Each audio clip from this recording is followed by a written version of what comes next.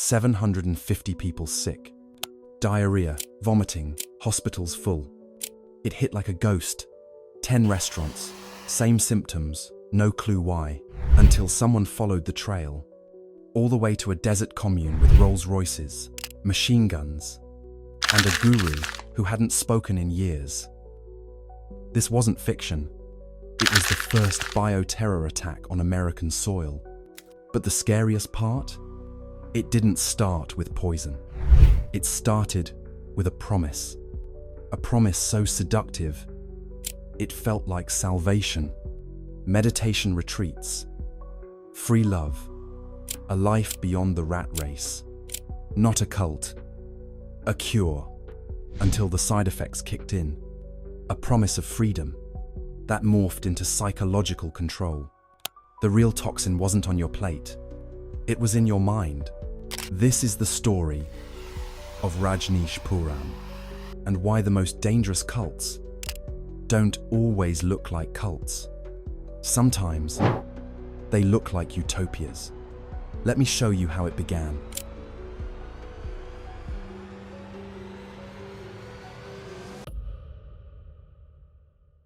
Before the Rolls-Royces, before the Bioterror headlines, he was Chandra Mohan Ji, a restless kid from rural India who questioned everything. He didn't want blind devotion.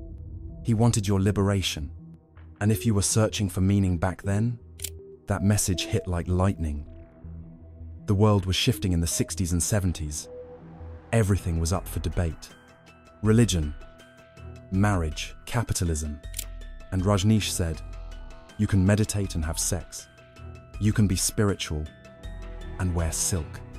You don't have to choose between peace and pleasure. That idea had a name. Zorba the Buddha. Half wild, half wise, all yours.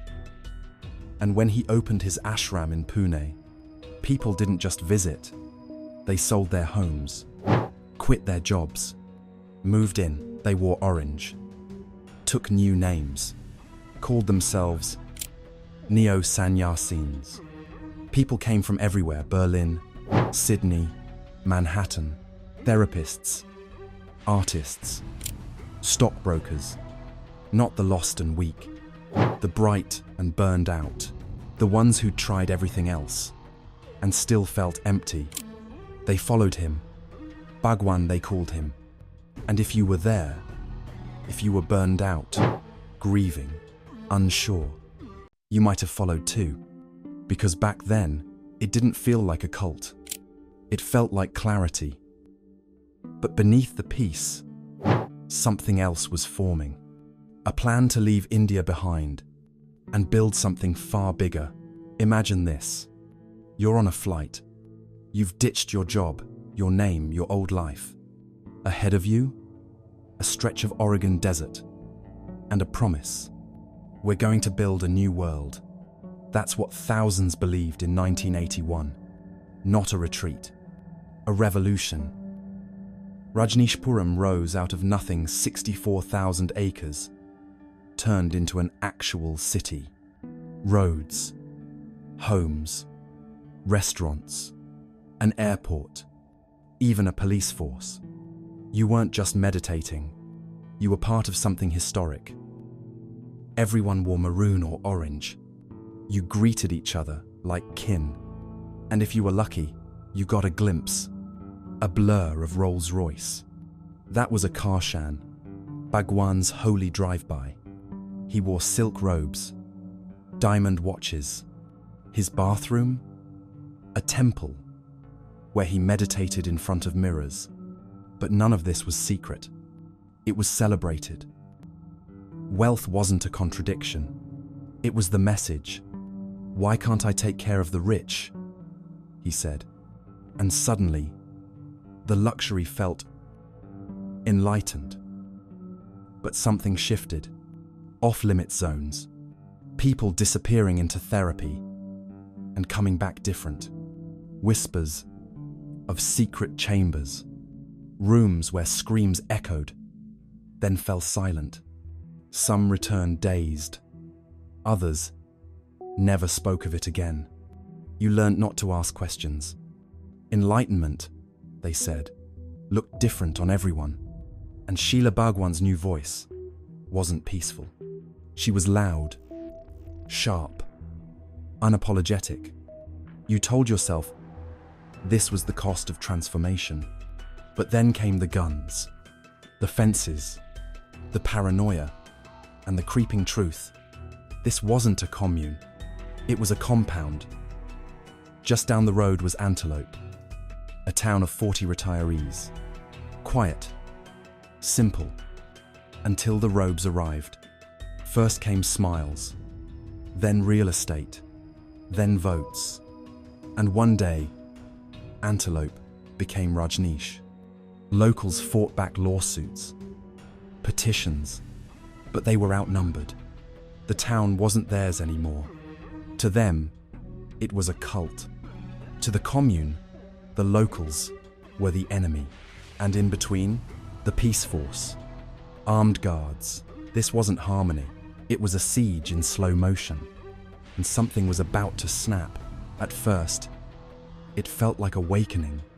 But little by little, it turned into obedience. The message changed. It wasn't, wake up. It was let go of your name, your doubts, your voice. And if you hesitated, that was your ego, your conditioning, your fault. So you gave more. And with each offering, you disappeared a bit. Sheela didn't just run the commune. She ran your mind. You were told to cut ties. Family? Dangerous. Outsiders? Untrustworthy. Doubters? Report them. They said the outside world was poisoned. With greed. With shame. With judgment. Only here, among the maroon robes, could you truly be reborn. They weren't just giving you new names. They were giving you new minds. Minds scrubbed clean of the past. Then came the encounter groups. You were blindfolded, restrained, screamed at by strangers until you broke. They made you relive every trauma. And when you were raw, they gave you the answer. Surrender to Bhagwan. He'll take care of everything. It felt like release, but it was programming. You didn't walk out healed. You walked out rewired. Not yourself. A tool. The cruelest part, you thought it was healing, because by then, you were exhausted. And while you unraveled, the walls got higher. Wiretaps, guns, lists of enemies, whispers of assassination. And Bhagwan? Silent, not symbolically, literally, for nearly 4 years. Not a word, no teachings, no comfort, no answers, just silence. And in that silence, Sheela stepped in. Not wise, not warm, sharp, strategic. She became his voice. And if you questioned her, you questioned him. That silence, it wasn't peace. It was a test. Every inconsistency, your misunderstanding, every red flag, proof that you weren't enlightened enough. So you stopped thinking and started obeying. And into that emptiness, Sheela poured everything she wanted. Rules, paranoia, control. It started with diarrhea, then vomiting, then fear. Hospitals in the Dalles overflowed. No one knew why, until someone traced it to 10 salad bars, 10 restaurants, same bacteria, salmonella. And the source? A lab inside Rajneeshpuram. Yes, the commune poisoned a town. Why? To win an election. Sheela's plan was simple. Sicken the locals, suppress the vote, win the county. But that wasn't the end game. That was rehearsal. The real target? The water supply. And the violence didn't stop there. A hit list was drawn. US attorney, state officials, people surveilled, tracked, guns purchased, buildings burned, thousands of homeless bussed into sway votes, then tossed aside when the plan collapsed. Wiretaps, drug smuggling, fake marriages, and deeper still, a new kind of control. You could have sex, but not children. Pregnancies were terminated, sterilizations pushed. One woman remembered being told, "A baby would break your devotion." Another recalled being taken off contraception without consent, then pressured to undergo an abortion. Medical ethics were replaced with spiritual rationalizations. "The body belongs to Bhagwan," Sheela allegedly said. Pregnancy wasn't a blessing, it was a betrayal of the mission. Families were discouraged. Vasectomies pushed on men. Love was conditional. And if you stayed, you learned to call that freedom, because it didn't feel like control until it did, and through it all, Bhagwan said nothing, not a word, not until Sheela fled. Then suddenly, he found his voice, blamed her, denounced her, invited the FBI in, and as you watched him speak, maybe for the first time in years, you felt it. The floor beneath your belief cracked. Because if he wasn't who you thought, what did that make you? The city collapsed overnight. September 1985, Sheela vanished. Bhagwan broke his silence, and the FBI broke down the gates. They found it all. The salmonella, the surveillance, the guns.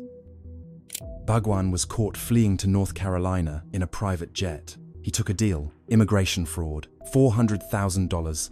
Fine. No prison, just exile. Sheela captured, extradited, convicted of bioterrorism, wiretapping, attempted murder. Most served less than 3 years. But the punishment? That came later. Followers, thousands of them, left devastated. Some gave up homes, families, life savings, especially foreign disciples.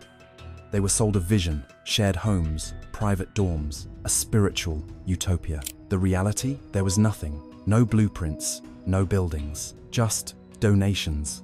One woman gave $50,000. Another sold her family's home. It wasn't a down payment, it was a gift. In the end, you didn't buy in. You were just renting devotion. And when the commune crumbled, so did your life. But the deepest wounds?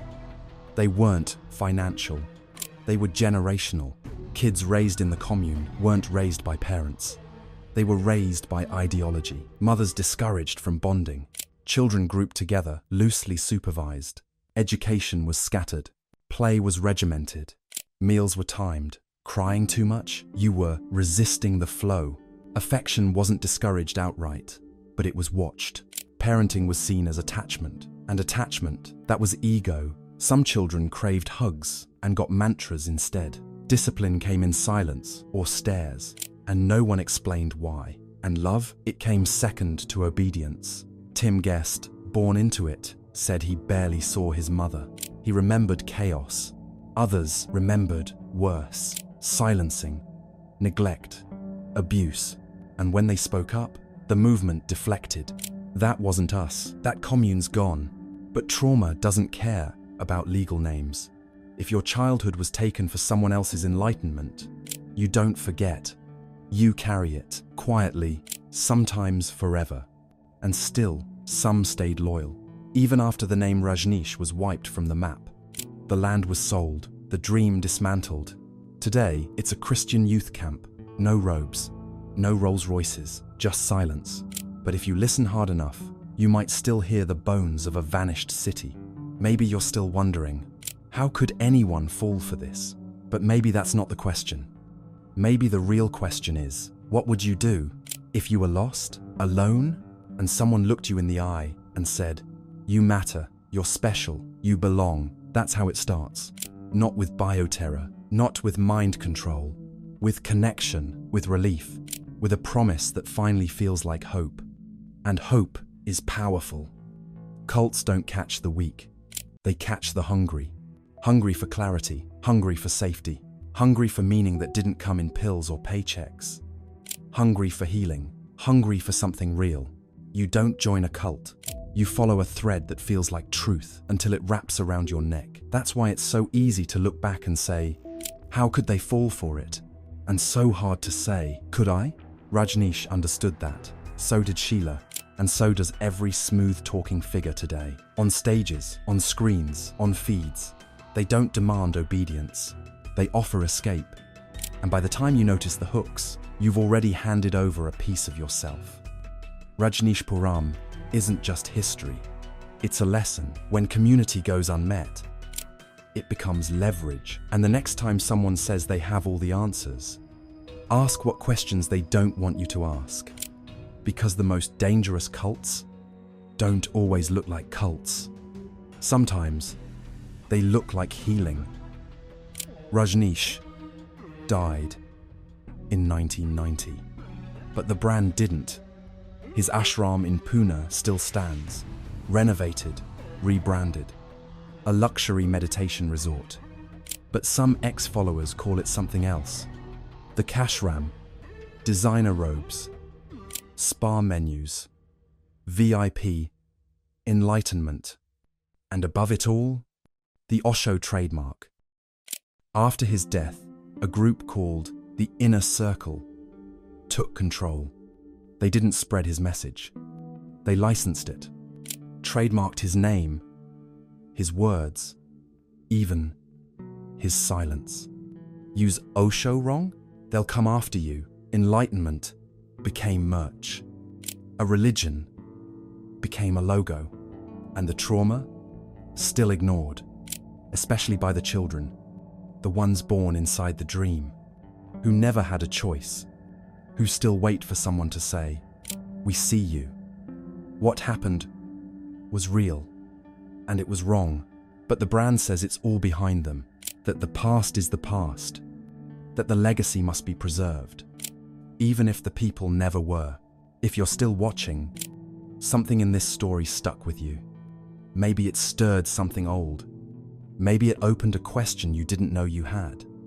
Or maybe it made you wonder how close you've come to handing over your trust. If this hit you, don't just scroll past it. Say something. Say anything.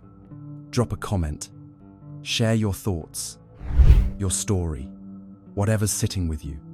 And if you want more deep dives like this, into the people, the promises, and the power plays that shape our world, subscribe. We've got a lot more coming. These stories aren't just for shock, they're for clarity, because awareness, that's your armor. So if you want truth told with care, you're in the right place. Until next time, stay curious, stay grounded, and keep asking the questions that no one else will.